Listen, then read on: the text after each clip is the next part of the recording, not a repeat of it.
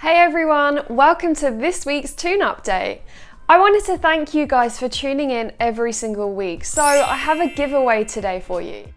I love the stuff that they make at Magpin Badges, so I'm going to be sending one of these to a very lucky winner. At the end of this video, I'll tell you how you can enter this giveaway. In today's update, I'll start by sharing my thoughts on that dreadful Southampton defeat. I'm going to talk about the reasons behind our inconsistent displays, and I'm going to finish by talking about Allan Saint Maximin and how I think he can find his form again. So enjoy this video and let's get started.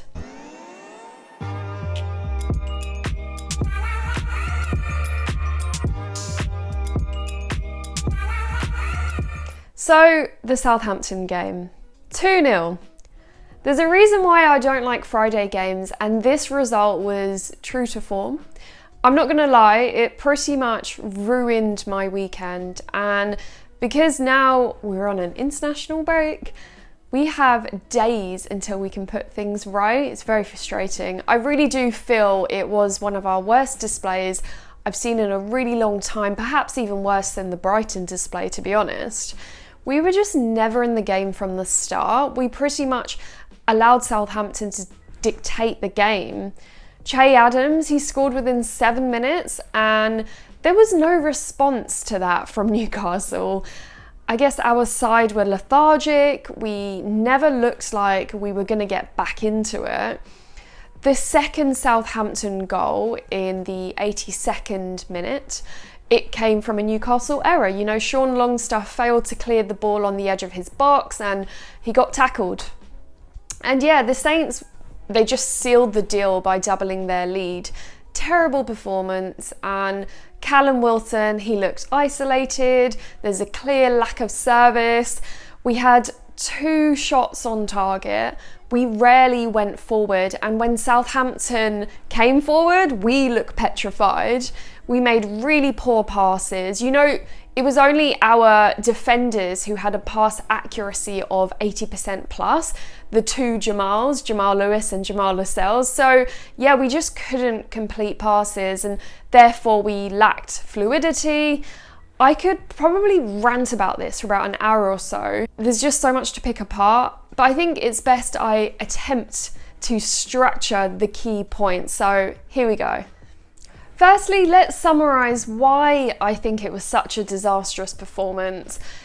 It just wasn't going to plan early on. I think it was evident that Southampton had a plan, and that was to press like they've done all season. They looked hungry.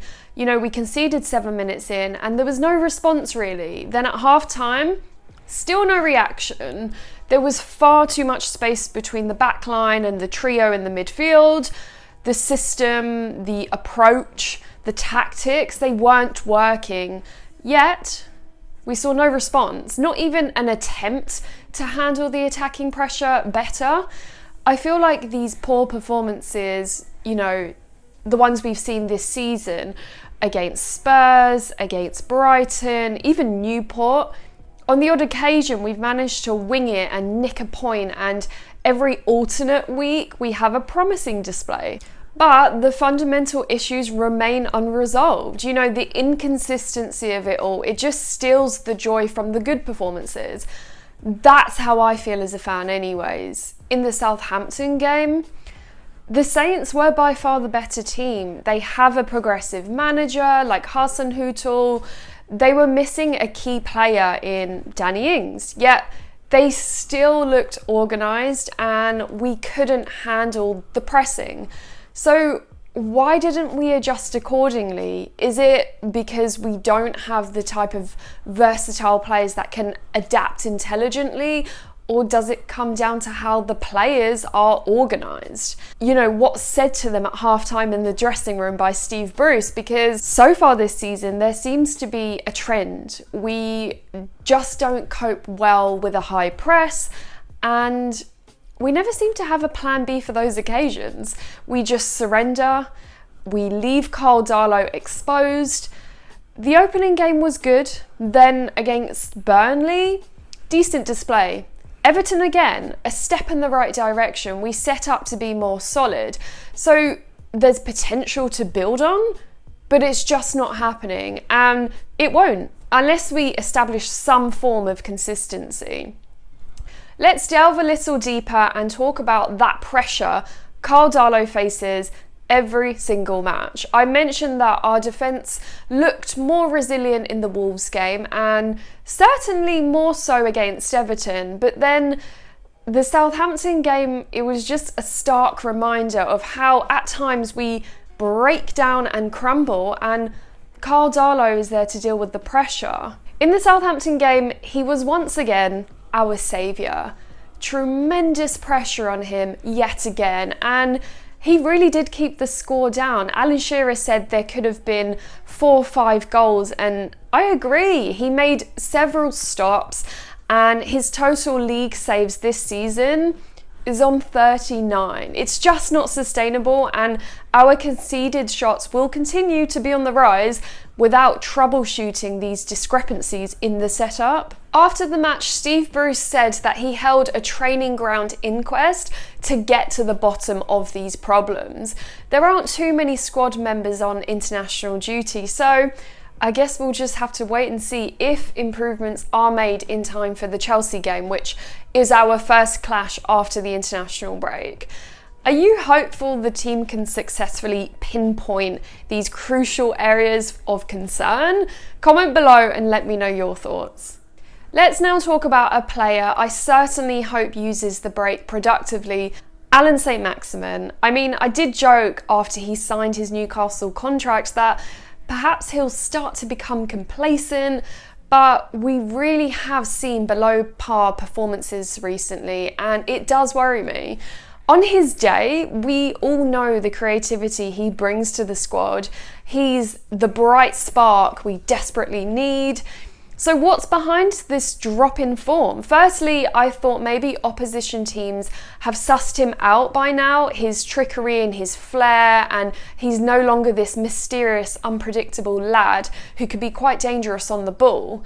Secondly, I think another thing to consider is that he wanted to play in a central role, this number 10 free role behind Callum Wilson, and Steve Bruce has allowed him, and it's clearly not worked. I feel like where opposition teams are pressing Newcastle and they're preventing him from getting the ball into those areas, I personally would like to see him back on the wing where he can thrive.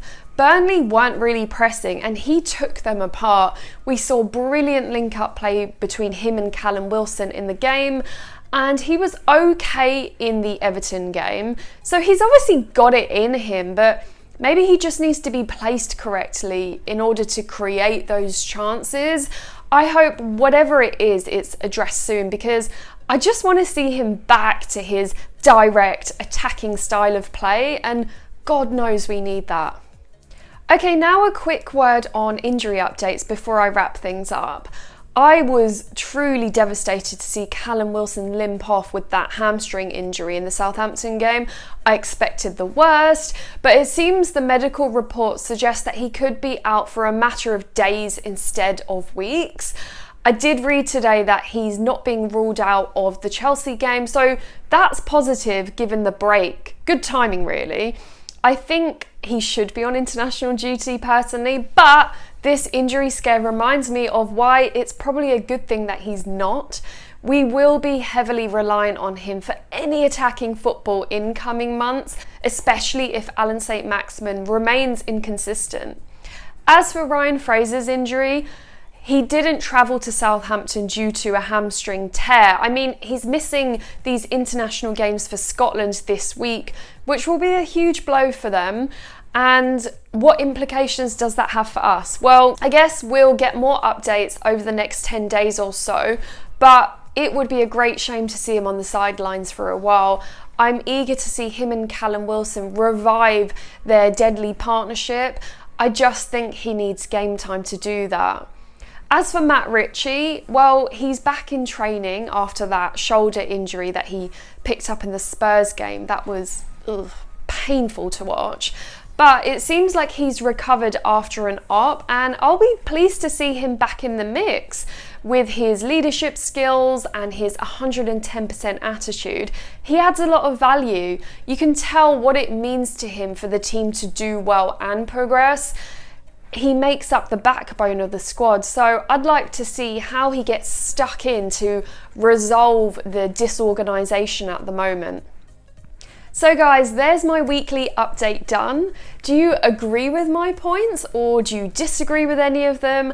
Comment below like you normally do. I'm interested to hear your views, especially on Allan Saint Maximin. Now, here's how you can enter the giveaway for one of these Magpin Badges. All you have to do is, number 1, like this video and subscribe to my channel. Number 2, follow me on Twitter and Instagram. And lastly, just comment below your favourite Newcastle player of all time. It's quite simple. I'm going to announce the winner in next week's video and I'll have the badge sent out to you immediately. So good luck everyone, and thanks again for watching. I hope you're all staying safe in lockdown, and I'll see you soon.